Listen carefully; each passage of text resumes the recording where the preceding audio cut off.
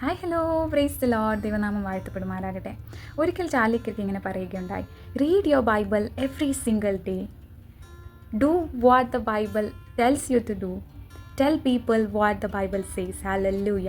അതിൻ്റെ മലയാളം ഇങ്ങനെയാണ്: എല്ലാ ദിവസവും നിങ്ങളുടെ ബൈബിൾ വായിക്കുക, ബൈബിൾ നിങ്ങളോട് എന്താണോ പറയുന്നത് അതനുസരിക്കുക, ബൈബിളിനെക്കുറിച്ച് മറ്റുള്ളവരോട് അല്ലെങ്കിൽ വചനം മറ്റുള്ളവരോട് പറയുക. ഹല്ലേലൂയ.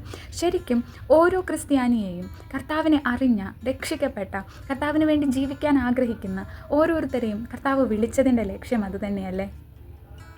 തിരുവചനം എല്ലാ ദിവസവും വായിക്കുക. അത് നമ്മുടെ ദിനചര്യയായിട്ട് മാറണം. എന്നാൽ മാത്രമേ നമുക്ക് ക്രിസ്തുവിനോട് കൂടെ നടക്കുവാൻ കഴിയുകയുള്ളൂ.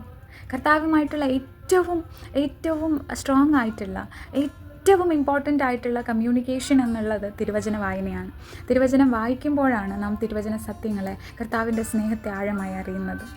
തിരുവചനം വായിക്കാതെ ഒരിക്കലും നമുക്കൊരു നല്ല ക്രിസ്തീയ ജീവിതം നയിക്കുവാൻ കഴിയുകയില്ല. രണ്ടാമത് അദ്ദേഹം പറഞ്ഞത്, എന്താണോ തിരുവചനം നിങ്ങളോട് പറയുന്നത് അതനുസരിക്കുക. അതിനർത്ഥം എല്ലാ മനുഷ്യരോടും വചനം ഒരുപോലെ അല്ല സംസാരിക്കുന്നത്. ദൈവം ഒരുപോലെ അല്ല സംസാരിക്കുന്നത്. അബ്രഹാം പിതാവിനോട് സംസാരിച്ചതുപോലെ അല്ല മോശയോട് സംസാരിച്ചത്. മോശയോട് സംസാരിച്ചതുപോലെ അല്ല നോഹയോട് സംസാരിച്ചത്.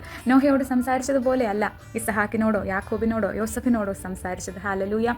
തിരുവചനം കർത്താവിൻ്റെ മനസ്സിനൊത്തവണ്ണം, അവൻ്റെ മഹത്വത്തിനൊത്തവണ്ണം നമ്മളോട് സംസാരിക്കുന്നു. അതുകൊണ്ടാണ് പലരും പറയുമ്പോൾ വചനം എന്നോട് ഇപ്രകാരം ഇടപെട്ടു, കർത്താവ് എന്നോട് ഇപ്രകാരം ഇടപെട്ടു എന്ന് നമ്മൾ പറയാനിടയാകുന്നത്.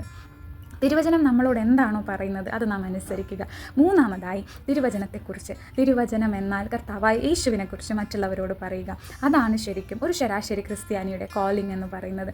എന്തിനാണോ കർത്താവ് നമ്മളെ വിളിച്ചത്, ആ ഉദ്ദേശം നമ്മളിലൂടെ പൂർണ്ണമാകുവാൻ ദൈവം നമ്മേവരെയും സഹായിക്കുമാറാകട്ടെ. ആമേൻ. God bless U.